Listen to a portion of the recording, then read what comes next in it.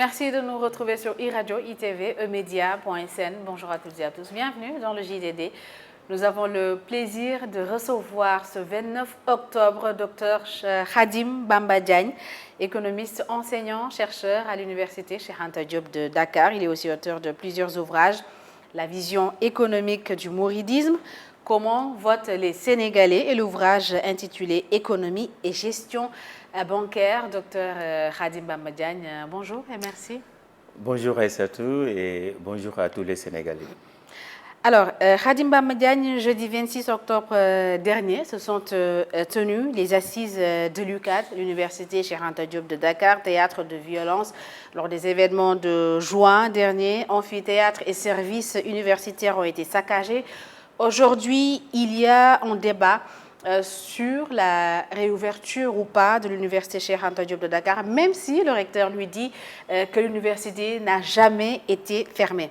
En tant qu'enseignant, Khadim Bamba Diagne, pourquoi, selon vous, l'État du Sénégal hésite à réouvrir les portes de l'université?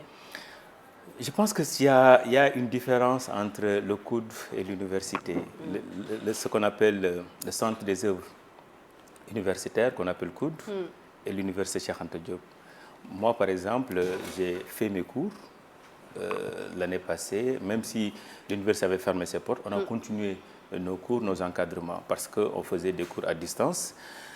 Maintenant, je suis professeur à l'université, mais j'ai été aussi ancien responsable du mouvement élèves étudiants pendant tout mon cursus. Et je sais qu'en tant qu'étudiant, une année qui peut être invalidée, le problème que ça peut poser pour cette génération-là, mais aussi les saccages du 1er juin, les impacts qu'ils ont eus sur le campus pédagogique et le campus social.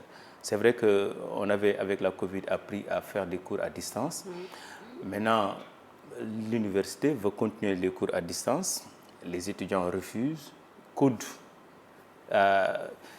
quelque part, était un tout petit peu perturbé, surtout les travailleurs. La perturbation a eu des impacts négatifs sur surtout sur le plan psychologique des travailleurs. COUD, je pense que peut traîner les pieds, mais je pense que l'université doit être résiliente. Quels que soient les coûts, l'université doit être résiliente et montrer que, quel que soit le niveau des saccages, on doit continuer à enseigner en présentiel, même si le COUD doit louer des bâtiments à gauche, à droite pour l'administration. Mais je pense qu'on ne doit pas prêter le flanc. On ne doit pas montrer aussi que le coût qu'on a reçu le 1er juin va pousser l'administration à fermer l'université pendant 1 an, parce que 6 mois quand même, pour moi, c'est trop. Il faut que l'État aide l'université.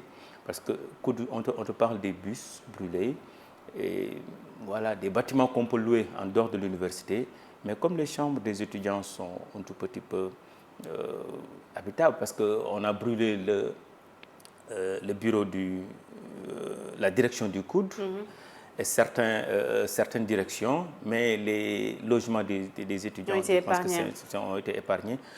L'université en tant que telle, à part le chapiteau de la faculté de droit, je pense que... La fac médecine aussi avait été touchée un tout petit peu. Oui, je pense qu'on peut essayer de voir comment, même si on doit louer des bâtiments, mais pour moi, l'université doit être résiliente. Et quels sont selon vous les facteurs à prendre en compte pour réouvrir les portes de l'université complètement, le campus pédagogique, le campus social et tout? Alors, pour moi, les deux. Pour moi, on va prendre... les étudiants doivent accepter de faire des cours à distance et des cours présentiels. Il y a certains cours, je pense, qu'on peut faire à distance, parce que si on brûle un chapiteau qui hébergeait des milliers d'étudiants, moi je faisais des cours sur ce chapiteau-là, c'était 1000 à 1500 étudiants. Maintenant, en attendant qu'on mette en place un autre chapiteau, ou bien qu'on trouve une solution rapidement, il faut qu'on commence, surtout pour les amphis de la première et de la deuxième année, les cours à distance, et les autres, je pense qu'on doit s'organiser pour qu'à partir de la licence 3, master, qu'on puisse commencer les cours présentiels, au moins pour donner l'information aux étudiants que l'université est résiliente. Parce que moi, ce qui m'importe, c'est la résilience de l'université. L'université ne doit pas baisser les bras. On a attaqué l'université et l'université maintenant attend 1 an, 2 ans. La prochaine fois, les gens sauront que c'est le point faible du Sénégal. À chaque fois, on peut l'attaquer en sachant les conséquences de cela. Alors que le problème, ce n'était pas un problème dans le campus. Ce n'est pas un problème entre étudiants et professeurs, oui. C'est un problème politique, ce qu'on appelle un problème exogène qui a impacté sur notre campus. Et comment comprendre justement, cher Bamba Diagne, Khadim Bamba Diagne, qu'un problème exogène, un problème politique se termine à l'université Cheikh Anta Diop de Dakar, le temple du savoir. Il y a eu plusieurs manifestations, il y a eu beaucoup d'événements dans ce pays, mais je pense que c'est une première que l'université soit attaquée de la sorte. Comment vous avez perçu cela? Quel est le message que cela vous a donné? Alors, ça m'a fait très mal parce que je pense que l'université, c'est le temple du savoir. C'est un endroit où il y a au moins 100 000 esprits compétents. 100 000. Et là, je pense que c'est pour cela que chaque fois on dit qu'on ne peut pas accepter, on ne peut pas comprendre que des étudiants puissent saccager certains lieux, un lieu aussi sacré. Maintenant, le problème politique est ce qu'il est au Sénégal et je pense qu'à un moment donné, les gens ne réfléchissent pas. La masse est folle, la masse ne réfléchit pas. Et je pense que ceux qui ont saccagé l'université, quand j'ai entendu dire que c'est des gens qui avaient porté des cagoules, on ne peut pas dédouaner les étudiants parce que seuls les étudiants savaient qu'il y avait des caméras de surveillance à l'université. Si on porte des cagoules, ça veut dire qu'on est en train de s'adapter par rapport à la situation de contrôle de notre espace universitaire.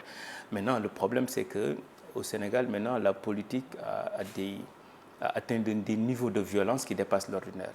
Je pense que tant qu'on ne règle pas le problème exogène, la politique, il est difficile d'avoir un campus social aussi stable. Parce qu'entre étudiants et professeurs, moi j'ai dirigé des mouvements comme tous les responsables, mais quand même on savait très bien où attaquer, quand attaquer, mais jamais le campus pédagogique. C'est-à-dire qu'un étudiant n'attaque jamais le campus pédagogique parce que le problème que nous avons, c'est avec le campus social, c'est avec l'État, mais jamais le campus pédagogique. Quand des gens attaquent le campus pédagogique, jusqu'à présent, je me pose des questions. Est-ce que ce sont des étudiants? Parce que le campus pédagogique n'a rien à voir avec le campus social. On met la pression à l'autorité. Quand on veut mettre la pression à l'État, on met la pression à l'autorité du coude. Parce qu'on pense que le coude, c'est l'État, mais l'université, c'est autre chose. Mais attaquer le campus pédagogique, attaquer le campus social, pour moi, le plus grand combat des enseignants, du rectorat, du coude, c'est d'être résilient, c'est de montrer que, quelle que soit l'attaque, on doit rester debout.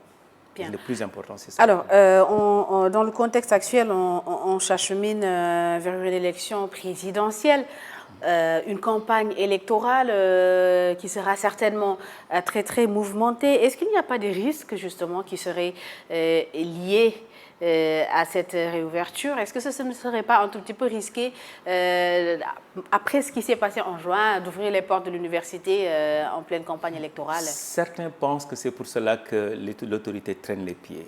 Mais je pense que l'avenir des étudiants n'a pas on n'a pas le droit de faire des spéculations, d'essayer de voir si les étudiants retournent au campus dans 2 mois, 3 mois. En fait, s'il y a des perturbations, les conséquences seront terribles. Les étudiants perturbent là où ils sont. Vous voyez qu'aujourd'hui, les étudiants sortent, les élèves des lycées, des collèges, et d'ici, si ça continue dans 2-3 semaines, ça va être une grève des écoles primaires, secondaires et encore des universités. Je pense que quel que soit le risque, on doit ouvrir l'université. Maintenant, l'élection présidentielle, il appartient au président de la République sortant de mettre en place les mécanismes, de donner des gages pour montrer à tous les partis politiques que c'est une élection qui sera inclusive et que le meilleur va gagner. Mais on ne peut pas continuer jusqu'à présent à prendre des décisions qui vont avoir des impacts sur l'avenir de nos enfants. Parce que les étudiants, quand même, 6 mois sans cours, c'est terrible. Et pour nous autres, les enseignants aussi, parce que nous sommes des enseignants. Notre métier, c'est l'enseignement. Alors, on n'enseigne plus. Les étudiants ne font plus cours. Qu'est-ce qu'on va faire de ces 100 000? Parce que l'université, c'est une ville, hein? C'est 100 000 personnes. 100 000 personnes, il faut que l'État trouve des solutions. Et je pense qu'on doit arrêter de penser que, oui, il y a des problèmes. Il va y avoir des problèmes politiques dans 3 ou 4 mois. Moi, je pense que si tout le monde joue le jeu, on va organiser des élections présidentielles sans problème et que le maire va gagner. Mais l'université doit continuer. Alors, Khadim Bamba Diagne, c'est aussi un économiste. Hein? Khadim Bamba Diagne, une équipe du Fonds monétaire international a effectué une mission au Sénégal pour examiner les progrès réalisés dans le cadre du programme économique et financier du gouvernement. Et au terme de cette mission, le FMI a revu à la baisse les prévisions de croissance pour le Sénégal, 4,1% contre une projection de 5,3%. Divergence de perception et d'analyse entre l'institution financière, l'État du Sénégal et certains économistes sénégalais. Docteur Khadim Bamba Diagne, que doit comprendre et retenir les citoyens sénégalais dans ce débat de spécialistes? Alors, il faut comprendre c'est quoi le Fonds monétaire international, c'est quoi son rôle. Le Fonds monétaire et la Banque mondiale, c'est ce qu'on appelle les institutions financières internationales ou les institutions de Bretton Woods. On les a créées un an avant la fin de la Deuxième Guerre mondiale. C'était pour aider les pays ruinés par la Deuxième Guerre mondiale à se reconstruire. Et pendant 30 ans, ces institutions-là ont aidé les pays ruinés par la Deuxième Guerre mondiale. De 1945 à 1975, dans l'histoire, c'est ce qu'on appelle les 30 glorieuses. 30 ans, ces pays-là ont eu des taux de croissance très élevés. Parce que la Banque mondiale assurait le financement des crédits à long terme. Le Fonds monétaire aussi luttait pour permettre aux États de ne pas avoir des déséquilibres financiers. Après 1975, quand ces deux institutions ont joué leur rôle, il fallait les dissoudre ou les shifter ou les amener dans les pays africains ou dans les pays en développement pour les aider. Et quand ces institutions sont venues en Afrique, la première chose qu'elles ont fait, ajustement structurel. Parce qu'on voit ici, les dépenses étaient supérieures aux recettes. Il fallait maintenant ajuster ces économies-là jusqu'à ce que les dépenses aient au niveau des recettes. Alors maintenant, le Fonds monétaire devient, en fait, joue le rôle d'un gendarme, contrôle les déséquilibres financiers. Si vous avez une économie comme le Sénégal, aujourd'hui, le Sénégal a décidé d'avoir une économie d'endettement. Le Sénégal s'endette comme on est aujourd'hui à 14 000 milliards d'endettement. Maintenant, une fois que tu dépasses le plafond des 70% du taux d'endettement, tu ne respectes plus ce qu'on appelle les critères de convergence de la zone, qui dit que tous les pays de la zone doivent avoir un niveau d'endettement inférieur à 70%. Nous, on est à 75%. Oui. Alors, si maintenant le niveau d'endettement dépasse l'ordinaire, le marché va perdre confiance à l'économie sénégalaise. Parce qu'on vous dit que mais vous là, on vous a prêté autant de milliards, vous n'avez pas remboursé, comment vous allez faire pour rembourser une nouvelle dette? Et là, si le marché perd confiance, le taux d'intérêt va prendre l'ascenseur. Vous allez emprunter avec des taux très élevés. Et là, vous avez besoin d'aide. Ah oui, à chaque fois que vous voyez le Fonds monétaire, c'est que cette économie a besoin d'aide. Parce que le Fonds monétaire, c'est un médecin, c'est un docteur. Il vient, il te dit que oui, maintenant tu as pris des risques, tu as fait ce que tu veux, maintenant tu es malade, je te consulte. Comme un médecin, il te consulte, il te donne une ordonnance. Fais ça, fais ça, fais ça, arrête ça, arrête ça, arrête ça, arrête ça. Si tu es d'accord sur l'ordonnance, je peux t'aider financièrement.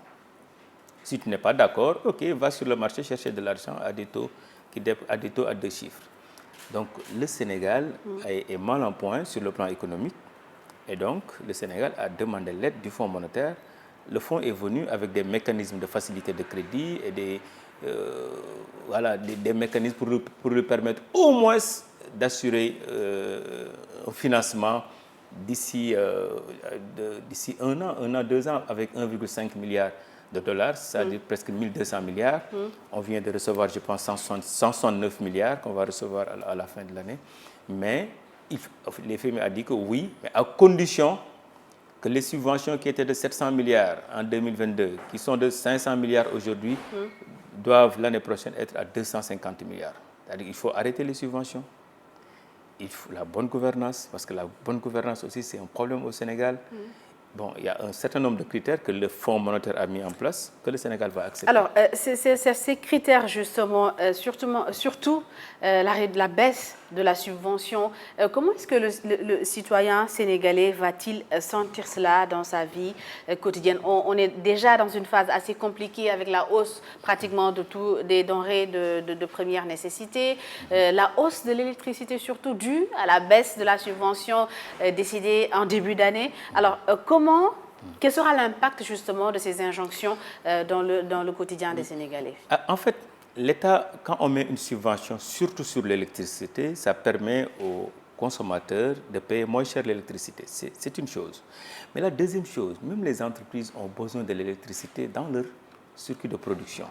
L'électricité, c'est un input extrêmement important. Si vous augmentez l'électricité, mais tous les producteurs vont augmenter aussi le prix de leurs produits. Parce que je dis que même pour faire du pain, le boulanger a besoin de l'électricité.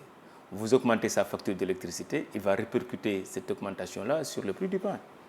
Et donc, le consommateur va payer plus cher maintenant son courant avec la Sénélec, parce que Sénélec, le kilowattheure est passé de 91 à 147. On va payer plus cher le kilowattheure. La deuxième chose est que tous les prix vont augmenter pour une raison très simple, parce que le courant, un input a augmenté, c'est-à-dire qu'un intrant a augmenté. Si l'énergie augmente, tous les outputs, je sais pas quoi, en fait, tous les produits vont augmenter. Et donc, on a augmenté le prix de l'électricité. Toutes les entreprises qui produisent, qui sont dans la production, vont augmenter. Leurs charges financières vont augmenter. Et si les charges financières vont augmenter, l'entreprise dit que c'est le consommateur qui va le payer. Donc, les consommateurs seront obligés de supporter et l'augmentation de l'électricité et l'augmentation de tous les autres prix. Et ce qui est malheureux, c'est que l'année prochaine encore, on doit sortir 200 à 250 milliards de subventions. C'est le consommateur aussi qui va payer cette subvention-là. Parce que la subvention, c'était pour un tout petit peu alléger les consommateurs. Voilà, les consommateurs. Maintenant, si on l'enlève, ce sont les consommateurs qui vont le payer et ça va être encore de plus en plus compliqué. Alors, ça va être compliqué au moment où, je dirais, depuis 2012 ou même 2000, nos gouvernements n'arrêtent pas de nous chanter la croissance. La croissance pour nous dire, Khadim Bamba Diagne, que le pays se porte bien. Alors, à qui profite la croissance d'un pays? Alors, la croissance, c'est la richesse créée à l'intérieur du territoire. C'est-à-dire, on va prendre toutes les entreprises dans tous les secteurs, on voit ce que l'entreprise a produit, ce que l'entreprise a dépensé comme consommation intermédiaire, ce qui reste, c'est la valeur ajoutée. On va prendre toutes les valeurs ajoutées des entreprises, on y ajoute juste la TVA et les droits de douane pour voir la richesse créée à l'intérieur du territoire. Maintenant, la croissance appartient à ceux qui ont contribué à sa réalisation. C'est-à-dire, si vous êtes dans une entreprise qui produit de la croissance, vous pouvez gagner quelque chose. Mais si l'autre entreprise ne gagne absolument rien, c'est-à-dire que cette entreprise-là va supporter ses pertes toute seule. À la fin, on va faire la somme pour dire que voici la croissance. Il y a des entreprises qui gagnent, il y a des entreprises qui perdent. Alors, quand vous avez une économie aussi extravertie que le Sénégal, les entreprises qui gagnent plus dans notre pays, ce sont des entreprises qui ne sont pas dans le secteur primaire, c'est-à-dire ni dans l'agriculture, ni dans la pêche, ni dans l'élevage. Ce ne sont pas les entreprises qui sont dans le secteur secondaire. D'habitude, ce sont les entreprises qui sont dans le secteur tertiaire. À savoir, les entreprises qui sont dans la télécommunication, les services financiers. Alors, si maintenant votre économie, ces entreprises-là ne sont pas contrôlées par des Sénégalais, on peut produire de la croissance, mais comme la croissance appartient à ceux qui ont apporté, ceux qui l'ont produit, ces producteurs-là vont prendre la croissance et partir avec. Et le pays en question, on va dire que oui, on a fait 10% de croissance, mais la croissance n'a rien à voir avec la qualité de vie des citoyens. Oui. Et le cas le plus éloquent, c'est le cas de la Guinée équatoriale qui faisait 30% de croissance, alors que le pays était tellement pauvre, mais les grandes entreprises qui venaient exploiter le pétrole, l'argent tiré de la croissance va quitter le pays, mais on va toujours dire que oui, c'est la production intérieure. Alors, cela veut dire que la croissance d'un pays, ce n'est pas une vraie mesure de la qualité de vie de ses citoyens. Mais c'est dans le livre de Mohamed Boun Abdallah Dionne, le papillon et l'abeille. Je pense que c'est le papillon, l'abeille et le lion. Il y a un chapitre extrêmement intéressant où il explique le PIB et le RNB. C'est-à-dire qu'au lieu de privilégier la production intérieure brute, qu'on appelle la richesse créée à l'intérieur du territoire, lui, il parle de revenus, c'est-à-dire combien les Sénégalais gagnent d'une année à une autre. Parce que ce que les Sénégalais gagnent est différent de ce qu'on gagne au Sénégal. La croissance, c'est ce qu'on gagne au Sénégal. Et si les entreprises étrangères gagnent au Sénégal, on va le comptabiliser sur la croissance économique. Mais ce qui est plus intéressant, c'est ce que les Sénégalais gagnent. Et le problème est que ce sont les Sénégalais qui ne gagnent pas. Parce que dans les indicateurs que nous constatons, le chômage est passé de 13 à 24%. L'indice de développement humain, on est passé de la 154e à la 170e place. L'indice de développement humain prend en compte d'autres indicateurs sur la croissance, sur l'éducation, sur la santé, vraiment sur des variables qualitatives et quantitatives. Quand vous prenez toutes ces variables-là et que le Sénégal, jusqu'à présent, devient de moins en moins performant, ça veut dire qu'il y a de la richesse créée à l'intérieur du territoire, mais les Sénégalais ne tirent pas leur épingle du jeu. Une richesse dont les Sénégalais ne profitent pas. Alors, Khadim Bamba Diagne, le FMI, on en a parlé tout à l'heure, a facilité au Sénégal un financement de 166 milliards de francs CFA. Et dans sa conditionnalité, le fonds dit, je cite, lorsqu'un pays emprunte au FMI, il s'engage à adapter la politique économique pour surmonter les problèmes qui l'ont conduit à solliciter une aide financière. Ces ajustements constituent des conditions rattachées auprès du FMI et permettent de s'assurer que la nouvelle politique économique du pays soit solide et efficace. Est-ce à dire, Khadim Bamba Diagne, que le FMI, loin de son rôle de favoriser la croissance, de redresser des pays, pilote carrément les économies de ces pays-là? Alors, entre guillemets, c'est comme je vous dis, hein, le FMI, c'est un médecin. On dit que quand le médecin te consulte, c'est comme si toi, on t'a laissé, voilà, tu as une petite maladie quelque part, mais tu ne peux pas gérer ta maladie. Le FMI te dit, comme tu n'es pas responsable, je vais te montrer maintenant comment on va te soigner. Maintenant, je ne vais plus t'écouter, je vais t'imposer. Les dettes du FMI sont des dettes conditionnées. Je veux te prêter à condition que tu fais ça, tu fais ça, tu fais ça. Donc, le problème est que quand on prend l'économie sénégalaise, c'est qu'on a mis avec phase 1, phase 2 du PSE, presque 25 000 milliards. Mais 25 000 milliards, jusqu'à présent, les jeunes prennent les bateaux pour quitter le pays. Ça veut dire que cet investissement n'a pas produit de richesse. Alors, le fonds dit que maintenant, vous subventionnez, il n'y a pas de travail, il n'y a pas de création de richesse qui impacte sur les Sénégalais. Maintenant, c'est comme si la façon dont tu manages ton économie n'est pas bonne. Je vais t'aider. Je vais te donner de l'argent, mais avec une feuille de route. C'est-à-dire que c'est comme si maintenant le FMI a pris l'économie du Sénégal, et c'est le FMI maintenant qui donne l'ordre au ministre, voilà ce que tu vas faire, voilà ce que tu vas faire, voilà ce que tu vas faire. C'est-à-dire que le Sénégal perd totalement son autonomie sur la gestion de son économie. Est-ce que cela peut mettre le Sénégal sur la voie du développement, justement? Mais non, parce que ce sont les Sénégalais qui peuvent mettre en place des mécanismes, des politiques pour sortir le Sénégal du sous-développement. Maintenant, si l'État avait pris un choix de faire des investissements lourds, très lourds, des investissements qui n'ont aucun impact sur la qualité de vie des citoyens, à un moment donné, l'État a mis beaucoup de milliards sur les infrastructures, le TER, BRT, Air Sénégal, tout ce que vous voulez. Mais les Sénégalais deviennent de plus en plus pauvres. Maintenant, on a emprunté plus de 75%. On a du mal à créer encore une richesse à l'intérieur du territoire. Le fonds nous dit que comme vous ne pouvez pas y aller, je peux venir vous aider. Parce qu'aujourd'hui, le Sénégal va emprunter sur le marché à des taux d'intérêt très élevés. Et maintenant, être un pays pauvre, emprunter à des taux à 2 chiffres, ça va encore appauvrir la population. À partir de ce moment, le Sénégal va s'ouvrir au Fonds monétaire. Viens m'aider. Le fonds dit que oui, mais j'ai regardé votre économie, vous avez fait beaucoup d'erreurs, vous avez fait beaucoup d'investissements qui ne sont pas performants. Je viens t'aider, mais à condition que je ne vais pas te laisser continuer ce que tu faisais. Maintenant, tu vas faire ce que moi je veux. Et là, le Sénégal perd totalement son autonomie. Et c'est pour cela que quand le FMI vient, c'est les ajustements structurels. C'est un ajustement.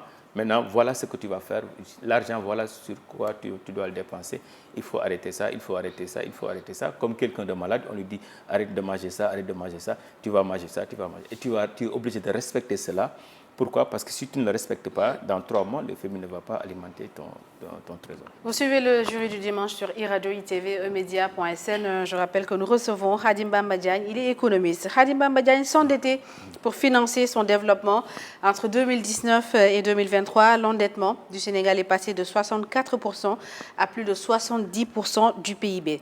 Est-il possible pour notre pays de se passer de la dette pour se développer? Tous les pays s'endettent. Le Japon a un niveau d'endettement de 220%. C'est-à-dire que les pays, la France a dépassé 100%. Malheureusement, pour le Sénégal, on a dépassé les 75%. Mais ces pays-là empruntent à leur propre marché. Ces pays-là, en fait, n'ont pas besoin d'emprunter en dehors de leur marché financier. Les Japonais, les 220% de la dette japonaise appartiennent aux Japonais. Il n'y a aucun problème. Mais nous endettons à l'extérieur. Et il y a 3 dettes. Il y a ce qu'on appelle la dette commerciale, qu'on appelle la dette privée. Il y a la dette bilatérale, c'est-à-dire qu'on emprunte à la France, à la Chine, à la Turquie. Et il y a la dette multilatérale, qu'on emprunte au Fonds monétaire ou bien à la Banque mondiale. Le problème que nous avons, c'est que la dette commerciale est extrêmement importante, très élevée. Chaque fois, on levait des bons du Trésor, des obligations, des eurobonds sur le marché. Oui. Maintenant, quand tu empruntes de l'argent et tu mets cet argent dans une infrastructure qui ne produit absolument rien en termes de richesse, et que l'infrastructure... Il n'y a pas de retour sur investissement. Il n'y a pas de retour sur investissement. Et en plus de ça, cet investissement-là demande chaque année encore de l'argent, ce qu'on appelle les investissements sous perfusion. Et le président Macky Sall a investir sur des secteurs où chaque année, l'État est obligé de mettre encore de l'argent. Ça veut dire qu'on n'attend pas de cet investissement-là un retour sur investissement. La rentabilité est nulle et que chaque année encore, on sort de l'argent pour mettre à Air Sénégal, sur le terre et sur d'autres investissements. Et c'est ce qui rend le Sénégal encore plus vulnérable. C'est-à-dire que l'endettement qu'on a fait, on ne l'a pas mis dans des secteurs productifs. On ne l'a pas mis dans l'agriculture. Parce qu'aujourd'hui, dans le plan Sénégal émergent, on nous disait que la phase 1, c'était la transformation structurelle. C'est-à-dire, ce qu'on produit au Sénégal, le Sénégal va tout faire pour que ça soit transformé à l'intérieur. Maintenant, quand tu transformes, c'est qu'on augmente la production d'arachide ou de riz ou bien tout ce que tu veux, mais cette production sera transformée. La chose n'a pas été réalisée. On n'a pas transformé la production que nous avons ici parce que le secteur primaire est toujours à 17%, le secteur secondaire est toujours à 22%, le reste c'est toujours le secteur tertiaire. C'est-à-dire que les 25 000 milliards qu'on a mis sur le PSE, avant le PSE, c'est au temps de Wade, la contribution de ces 3 secteurs-là, exactement, c'est au même niveau en 2023. C'est-à-dire que ce que le secteur primaire apportait en 2012, c'est ce que le secteur primaire apporte en 2024. C'est-à-dire que l'effet PSE n'a pas impacté sur, globalement, la structure économique du Sénégal. Donc, on passe de la première phase, la deuxième à la troisième phase récemment, sans même atteindre les objectifs. Et sans même évaluer. C'est-à-dire que quand tu fais une phase, tu mets 9 000 milliards. Ouais. Deuxième phase, tu mets 14 000 milliards. Mais évalue. Pourquoi je n'ai pas atteint l'objectif? Pourquoi même quand la crise de la Covid est venue, pendant la crise de la guerre russo-ukrainienne, chaque crise impacte négativement sur la structure économique. Maintenant, quand on parlait d'une économie résiliente, mais on devait se préparer à être résilient. Mais aujourd'hui, avec la crise israélo-palestinienne, le prix du pétrole va prendre encore l'ascenseur et les prix encore vont augmenter. Parce que si les prix augmentent, le coût de l'énergie augmente, les charges, les inputs augmentent pour les entreprises, les coûts encore vont devenir plus chers. C'est-à-dire, où est la résilience? Qu'est-ce qu'on a mis en place pour permettre aux Sénégalais, quelle que soit la crise, au moins le Sénégal va tenir?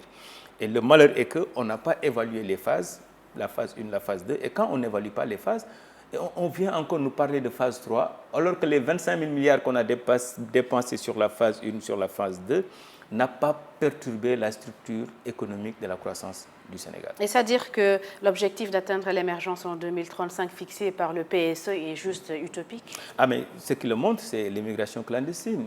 On ne peut pas mettre autant d'argent, le chômage se multiplie par 2. On était à 13% en 2012, on est à 24% maintenant. C'est-à-dire que tout ce qu'on a investi, on n'a pas créé d'emploi même pour les jeunes. On ne peut pas absorber les 300 000 jeunes qui arrivent sur le marché de l'emploi par année. Maintenant, ce sont ces jeunes-là qui essaient de trouver quelque part des voies et moyens pour s'en sortir.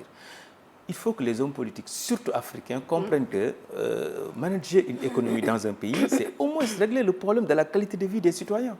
Aujourd'hui, sur quoi, sur le plan économique, sur le plan de l'éducation, ce qu'on vit en ce moment, sur le plan de la santé, je ne vois pas où les Sénégalais peuvent dire que vraiment l'investissement a eu un impact positif sur ce secteur. Et pourtant, ce ne sont pas des programmes qui manquent. Hein. Ah, mais le problème, c'est qu'il faut qu'on arrête de prendre les programmes venant d'ailleurs, laisser les bailleurs de fonds, chaque bailleur de fonds qui viennent, voilà, moi je vais financer ici, ici et là. C'est un État qui doit réfléchir sur son programme, mais tester le programme. Il faut que nos États arrêtent de rester dans leur coin, réfléchir sur quelque chose, ça marche. On met l'argent, on mobilise des milliers de milliards, après ça n'impacte pas ni sur la pauvreté, ni sur l'emploi. Aujourd'hui, le taux de chômage, c'est extraordinaire. C'est qu'on ne peut pas être à 24% de chômage avec tout l'argent qu'on a mis. Mais réfléchissons sur comment mettre encore un autre investissement pour permettre à l'État du Sénégal, sur la phase 3, quels sont les types d'investissements qui auront un impact sur le capital humain. Aujourd'hui, le problème du Sénégal, c'est le capital humain. Le Sénégalais, l'homo sénégalais, c'est ce qui devient de plus en plus pauvre, de plus en plus vulnérable. Et malheureusement, on ne trouve pas de solution jusqu'à présent. Alors, Khadim Bamba Diagne, entre 2012 et maintenant, le régime à place est à plus de 11 000 milliards de crédits consommés. Avec plus de 70%, on a dit tout à l'heure, de notre PIB en termes de dette. Comment jugez-vous justement le bilan du président Macky Sall durant ces 12 ans de règne? C'est très compliqué. C'est très compliqué. Il y a des infrastructures, il y a des routes, il y a des... En tout cas, moi, j'aime bien quand je vois les investissements sur les routes. Pour moi, au Sénégal, sur le plan infrastructure, on avait besoin des routes et une voie ferrée. Parce qu'au Sénégal, produire à Saint-Louis, dans la vallée par exemple, l'amener à Dakar est plus cher que d'acheter le produit en Chine et de l'amener par bateau jusqu'à Dakar. Ça veut dire que donc, pourquoi? Parce que les moyens de transport coûtent très cher. Alors, si on avait mis en place une voie ferrée de Saint-Louis, de Tamba jusqu'à Dakar, je pense que ça va permettre aux Sénégalais de pouvoir acheter des marchandises dans n'importe quelle région et l'acheminer à Dakar moins cher. Les routes, on a besoin aussi de ces routes-là. Mais le problème du président Macky Sall, au-delà de ça, on a perdu beaucoup d'argent avec Air Sénégal. On a perdu beaucoup d'argent avec le TER. Il y a eu tellement d'investissements lourds. On a besoin de tous ces investissements-là. Mais gérer un pays, c'est mettre de l'ordre dans ses priorités. Il y a une priorité pour les Sénégalais. La première priorité pour les Sénégalais, c'est l'emploi. La jeunesse que nous avons 300 000 jeunes qui arrivent chaque année. Maintenant, s'il n'y a pas d'entreprise, s'il n'y a pas de stratégie de production de richesse pour ces jeunes-là, mais ça va être très compliqué. Depuis Abdoulaye Wade, la plus grande entreprise, c'est la Sonatel. Macky Sall va partir, il va laisser Sonatel comme la plus grande entreprise. Il n'y a aucune grande entreprise que l'État a coachée, même si on va mettre en place un secteur privé pour les coacher, pour mettre en place d'autres entreprises pour absorber ces jeunes-là qui arrivent sur le marché de l'emploi. Mais malheureusement, il n'y a pas de stratégie pour moi. Il y a juste des investissements lourds qui dépensent, qui coûtent des milliers de milliards. De prestige? De prestige, mais vraiment pour la classe moyenne et la classe moyenne même supérieure. Moi, oui, nous pouvons... OK, ça ne nous gêne pas d'utiliser ces infrastructures-là. Mais gérer un pays, c'est réduire les inégalités. Les Sénégalais pauvres demeurent encore plus pauvres parce que chaque année, il y a les bourses sociales qu'on utilise. Il faut les évaluer pour voir est-ce que ceux qui ont reçu les bourses sociales il y a de cela 5 ans sont sortis de la pauvreté. Vous allez voir que non. Et à partir de ce moment, comment réfléchir pour sortir les Sénégalais de l'extrême pauvreté? Pour moi, ça c'est le rôle d'un État. Et si un État ne joue pas ce rôle-là sur le plan économique, il a échoué. Avons-nous une administration efficace et efficiente face aux enjeux de notre époque? Bon, en fait, l'administration, malheureusement, notre administration est classique. C'est une administration de 1960. Je le dis souvent, on est en 2023. Autant on forme des inspecteurs du Trésor, des inspecteurs des impôts, des inspecteurs de douane. On devait former des inspecteurs du digital, on devait former des inspecteurs financiers. Il y a des nouveaux métiers qui changent le visage du monde. Mais quand vous avez une administration classique, et à chaque fois que je vois les préfets, bon, je n'ai rien contre les tenues des préfets, mais à chaque fois je me suis dit qu'on est en 1960 jusqu'à présent. Vous voyez les tenues d'un préfet, tout ça, comment ils portent leur chapeau et trucs. On est en 1960 jusqu'à présent. Il faut qu'on modernise notre administration. Il y a tellement de nouveaux métiers et des métiers à venir. Parce qu'il y a une étude qui a montré que d'ici 2032, il y a 29% des métiers d'aujourd'hui qui vont disparaître. Il y a plus de 35 métiers qui vont apparaître. Maintenant, il faut des gens qui sont dans des perspectives, dans des études plus ou moins sérieuses pour savoir sur quoi on doit former les jeunes Sénégalais avec le pétrole et le gaz pour que dans 10 ans, 15 ans, ces jeunes-là puissent avoir du travail. Mais aujourd'hui, je pense qu'on est jusqu'à présent dans la formation classique. Avons-nous de bons ministres des Finances? Alors, le problème est que ce que nous constatons, c'est que dans nos pays, on pense qu'il faut emprunter. Et donc, on applaudit les ministres parce qu'il a mobilisé milliers de milliards, 3 000 milliards.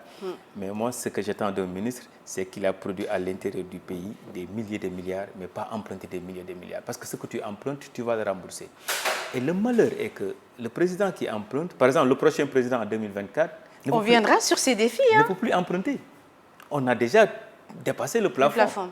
Et donc, qu'est-ce qu'il va faire? Payer les dettes d'un président qui a investi sur des secteurs qui ne sont pas productifs, qui ne va pas permettre au prochain président d'avoir des revenus pour prendre en charge le service de la dette. Et ça dire que les premiers mois du prochain président seront compliqués, ou même les premières années? C'est ce qu'avait fait le président Macky Sall. Vous vous souvenez, quand il est président en 2012, la première chose qu'il a fait, c'est aller en France emprunter de l'argent.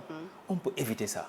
Il faut que nos hommes politiques arrêtent d'investir dans des choses. Parce qu'on a besoin de tout dans un pays. Mais il faut qu'on mette de l'ordre dans les priorités. La première chose qu'on doit régler, c'est réduire les inégalités, créer de l'emploi au Sénégal. Et on a un secteur, le secteur primaire, l'agriculture, extrêmement important. L'agriculture est pourvoyeur d'emplois.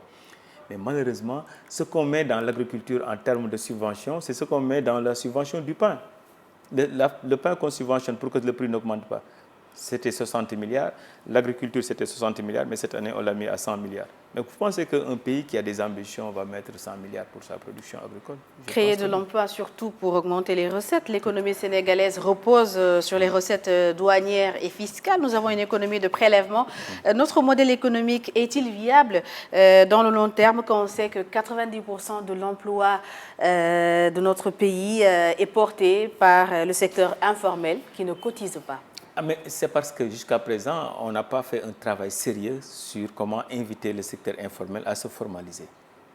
Parce que le secteur informel représente plus de 97%, mais on pense que c'est l'informel.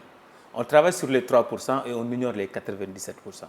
Les 97%, c'est l'économie. Et c'est là aussi où on trouve les travailleurs les plus vulnérables. Parce que sur l'informel, sur 100 qui sont dans l'informel, presque les 79 à 85% sont vulnérables. C'est-à-dire ce qu'ils gagnent ne peut pas prendre en charge leurs dépenses.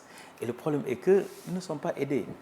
Au Sénégal, seules les entreprises qui sont aidées, ce sont les entreprises étrangères, qui sont soutenues, qui sont encadrées, qu'on donne des facilités, parfois même qui ne respectent pas les règles, ou bien qui viennent signer avec nos États des choses, parfois des clauses qui ne sont pas claires.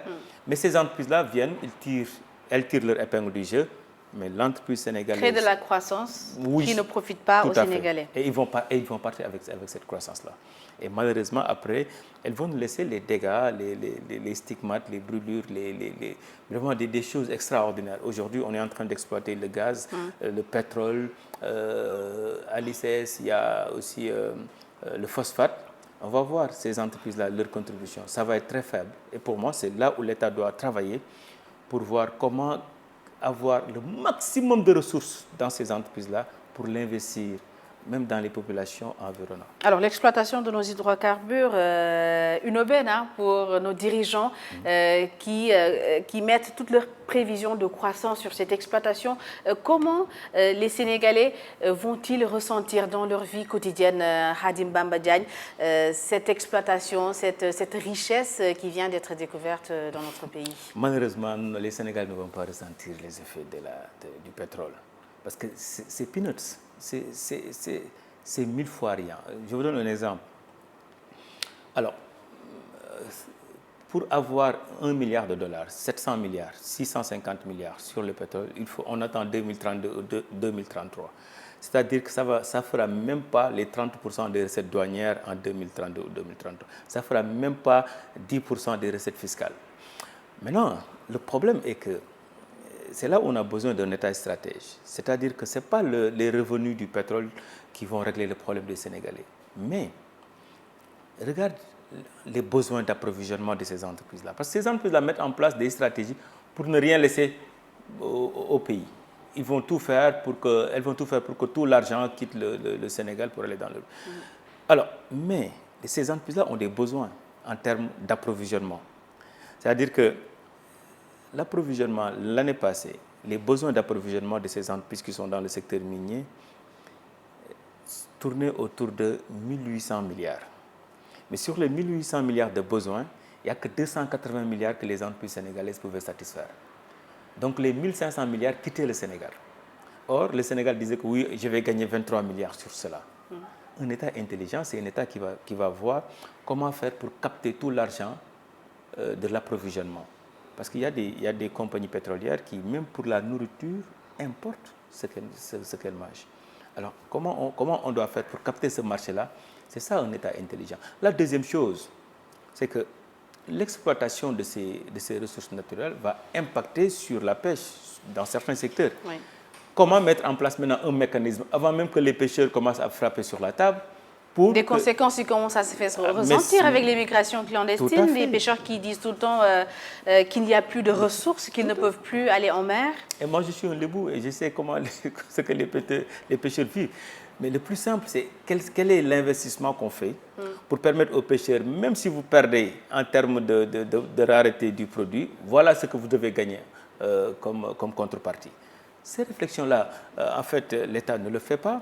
L'État fait focus sur cette année, je vais avoir 23 milliards, l'année qui suit, je vais avoir 57 milliards, l'année après, je vais avoir 253 milliards. Or, chaque année, ces compagnies-là dépensent plus de 1500, 2000 milliards en termes de besoins d'approvisionnement. Au lieu d'essayer de capter cela, on est en train de voir des peanuts. Je pense que ce qu'on va gagner sur le pétrole, c'est 1000 fois rien.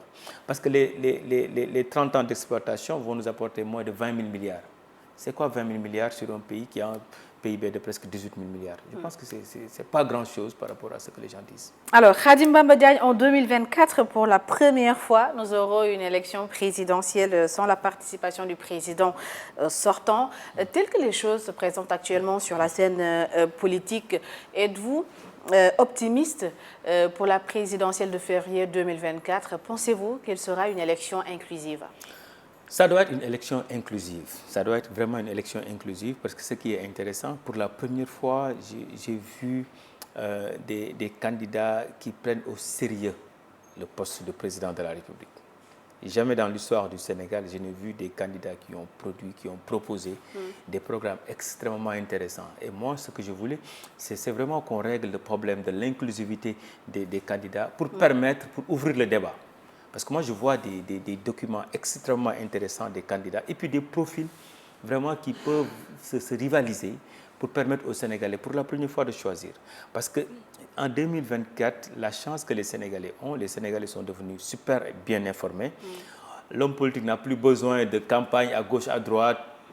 L'homme politique, maintenant, avec le digital, peut rester chez lui, faire des petites vidéos, envoyer. Tout le monde voit en fait sa politique. L'homme politique peut écrire son programme, peut écrire son document, son livre, et donc permettre aux Sénégalais de choisir. Permettre à la presse aussi de voir, de faire des comparaisons. Et je vois que, je félicite votre télévision, je vois que tous les jeudis... L'entretien spécial avec les candidats, tous les jeudis à 21h30 sur ITV. En tout cas, ce qui est intéressant, c'est que ça nous permet de voir le candidat, son background, mais aussi son programme. Et le programme, c'est extrêmement important parce que c'est ici qu'on doit commencer à critiquer les hommes politiques pour qu'ils réfléchissent sur les programmes et sur les projets. Parce qu'un projet est extrêmement compliqué pour un pays en développement qui a atteint son niveau d'endettement. Et j'aime bien, ça c'est quelque chose que je veux que la direction de Immédiat pose aux candidats. Oui. Qu'est-ce qu'ils vont faire avec un niveau d'endettement qui a dépassé 75%? Parce que si maintenant le prochain président ne peut pas emprunter, oui, qu'est-ce qu'il va faire pour gérer ce pays-là? Je pense que tant que les hommes politiques ne règlent pas le problème de l'endettement, ça va être compliqué. On est à 75% et je suis sûr et certain que ça dépasse 75%. Maintenant, si on est à plus de 75%, l'année prochaine, le président vient, on dit que le pays ne doit pas dépasser 70%, tu es à 75%. Comment ce Quelles sont les stratégies? Sur quel levier ils vont s'appuyer pour régler cette question? C'est la chose la plus importante. Je crois que la question a été entendue par Alassane Samba Diop, Antoine Diouf et toute leur équipe. Khadim Bamba Diagne, quel impact ce nouveau paramètre, la non-participation du président sortant, aura cette année, pensez-vous, sur le choix des Sénégalais? Alors, ça va permettre aux Sénégalais d'avoir un choix basé sur le programme des candidats, sur le profil des candidats. C'est pour cela que je voulais vraiment que les élections soient inclusives, Parce que si les que tous les candidats participent. Parce que si, par exemple, le problème de Ousmane Sonko et l'État du Sénégal continue, oui, il se peut que l'électeur vote pour ou contre le pouvoir. Et ça, ce n'est pas bon. Qu'il démette. Voilà, qu'il démette. Comme à toutes les autres élections. Et c'est ça qui fera mal. Qu'il sanctionne. Qu'il sanctionne. Alors que si tout le monde participe, maintenant l'électeur va choisir le meilleur candidat, le meilleur profil.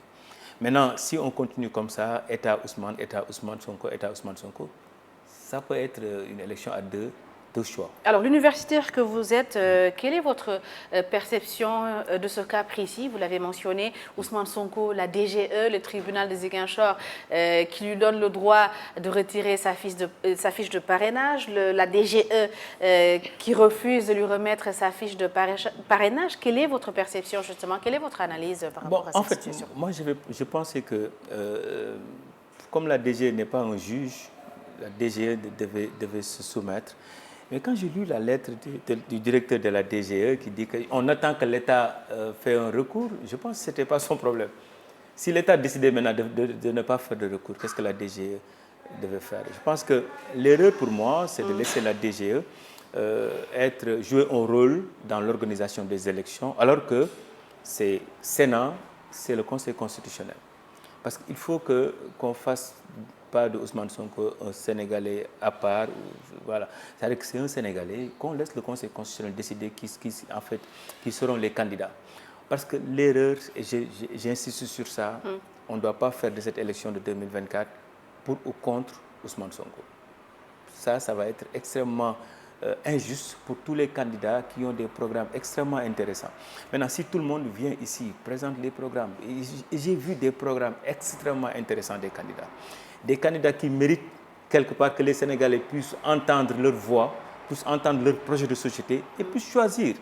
Mais si on continue pour ou contre Ousmane Sonko, cette élection c'est comme si c'est pour ou contre le président sortant, et pour moi, ce serait dommage avec les profils des hommes politiques qui ont fait le pouvoir, qui ont eu des responsabilités pendant 8 ans, 10 ans, qui nous présentent comme sachant, par exemple, des gens qui savent ce qui se passe à l'intérieur et qui proposent quelque chose. Un président sortant qui a un candidat aussi qui propose quelque chose. Des jeunes opposants qui écrivent et des gens aussi de la société civile qui proposent quelque chose. Mais qu'on nous laisse le choix de vraiment prendre tous les documents, tous les livres et dire que voilà le meilleur profil pour le Sénégal 2024. Parce qu'on a besoin, le président 2024, il doit être le meilleur président de l'histoire politique du Sénégal, parce qu'il va gérer un pays divisé, un pays qui a un niveau d'endettement très élevé, un pays qui a un niveau de chômage très élevé. Quels doivent être ses premiers chantiers, ce président? Mais essayer de réduire les inégalités. Shifter l'investissement dans les gros investissements sur l'humain. Il faut que le prochain président investisse sur l'humain. Parce que le Sénégalais devient plus pauvre, devient plus vulnérable. Le Sénégalais maintenant n'a plus d'espoir. Parce que nous ne sommes pas plus pauvres dans la sous-région. Et pourtant, les Espagnols disent que 90% des émigrés sont des Sénégalais. Qu'est-ce qui justifie que les Sénégalais ont perdu même l'espoir jusqu'à prendre le risque de quitter le pays? Mais c'est extraordinaire. Donc je me dis qu'il faut que ce prochain président lève les doutes, incarne aussi l'espoir. On peut être pauvre, mais tant qu'il y a de l'espoir, il y a la vie. Alors en 2012, Khadim Bamba Diagne, est-ce que les candidats, et surtout le président Macky Sall élu au deuxième tour, est-ce qu'il n'incarnait pas un tout petit peu l'espoir? Qu'est-ce qui a changé entre 2012 et maintenant? De 2012 à 2014, il faisait son job. Il était un président qui incarnait l'espoir. Et son parti même s'appelait APR Yakar, parce qu'il savait que c'était ça qui manquait. Mais à partir de 2014, il est entré dans des projets. Quand ils ont quitté le Yono Yokouté pour aller vers le PSE. Sénégal émergent. Et là, maintenant, on a mis 25 000 milliards. Et 25 000 milliards n'a pas changé la structure de la croissance. C'est-à-dire que c'est comme si on avait mis aucun franc. C'est-à-dire que cet argent qu'on a mis, c'est capté par des entreprises étrangères, par des entreprises françaises pour le terre, des entreprises américaines ou françaises pour les avions, ainsi de suite, les Chinois, mais pas par les Sénégalais. Et donc, un président, par exemple, le président Macky Sall, restait dans sa dynamique d'une gouvernance sobre et vertueuse, c'est-à-dire qu'on allait investir sur l'humain, le capital humain. C'est le capital humain du Sénégal qui devient de plus en plus faible, qui devient de plus en plus pauvre. Et malheureusement, il nous avait promis ça, mais à partir de 2014, il était dans de grands chantiers. Oui, il a fait les grands chantiers, mais après. À quel prix? À quel prix? On est à 14 000 milliards de niveau d'endettement, des Sénégalais qui ne travaillent pas et l'immigration clandestine. Bien, alors, Khadim Bamba Diagne, en tout cas, merci. C'était un plaisir de vous avoir sur ce plateau. Tout le plaisir est pour moi et ça fait longtemps aussi que je ne t'ai pas vu aussi. Oui, ça faisait très longtemps. En tout cas, merci beaucoup. Merci à toute l'équipe technique, nos auditeurs, nos téléspectateurs et nos internautes. Le JDD, c'est terminé. On se donne rendez-vous la semaine prochaine.